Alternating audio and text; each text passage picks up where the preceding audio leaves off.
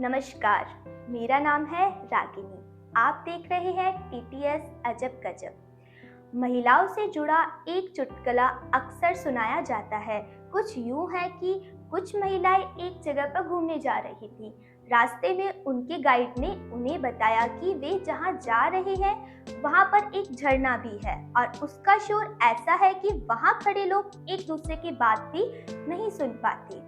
जब महिलाएं झरने पर पहुंच गई तो कुछ देर बाद गाइड यह चिल्लाता हुआ नजर आया कि कुछ देर के लिए आप चुप हो जाइए, क्योंकि बाकी लोग झरने की भी आवाज सुनना चाहते हैं।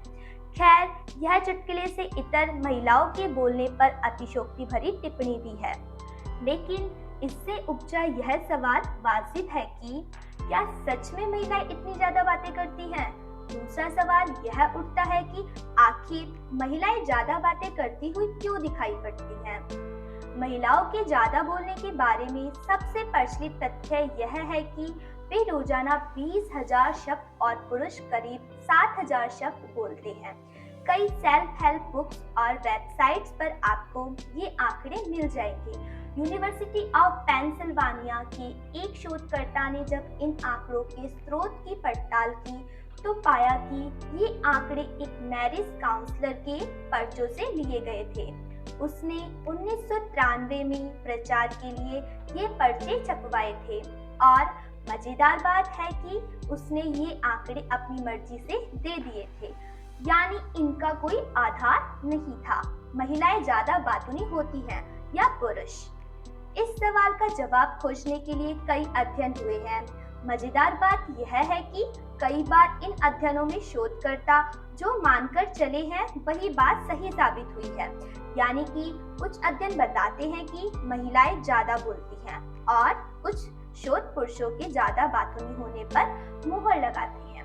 हालांकि कुछ प्रयोग ऐसे भी रहे हैं जो यह कहते हैं कि बातूनी होने न होने का महिला या पुरुष होने से कोई संबंध नहीं है। अब अगर ऐसा है तो फिर महिलाओं को ज्यादा बातूनी माने जाने के पीछे क्या कारण है? इन अध्ययनों में इतना अंतर होने के पीछे कारण यह है कि यहाँ ज्यादातर आंकड़े शोधकर्ता द्वारा खुद ही इकट्ठे किए जाते हैं। यानी कि ये आंकड़े लोगों से बात करने, याददाश्त के आधार पर उनके पिछले अनुभव जानने या उनकी गतिविधियों की अवलोकन से प्राप्त किए गए थे। ये तरीके इस व्यापक प्रयोग के हिसाब से उतने कारगर साबित नहीं हुए हैं। इनकी कुछ सीमाएं हैं, जैसे याददाश्त पर आधारित आंकड़े कितनी भी कोशिश की जाए एकदम सटीक नहीं मिल सकते। इस तरह के प्रयोग के दौरान एक शोधकर्ता एक ही वक्त पर एक साथ कई लोगों का अवलोकन कर रहा होता है। ऐसे में प्रयोग का परिणाम उसकी अवलोकन क्षमता पर भी निर्भर करता है। इसके साथ ही शोधकर्ता के सामने कोई व्यक्ति सामान्य से अलग व्यवहार भी कर सकता है, इसलिए भी एकदम सही जानकारी मिलने की संभावना कम हो जाती है। सभी प्रयोगों के एक दिशा में न जाने के चलते हम इस पर ध्यान लगा सकते हैं कि ज्यादातर प्रयोग क्या कहते हैं।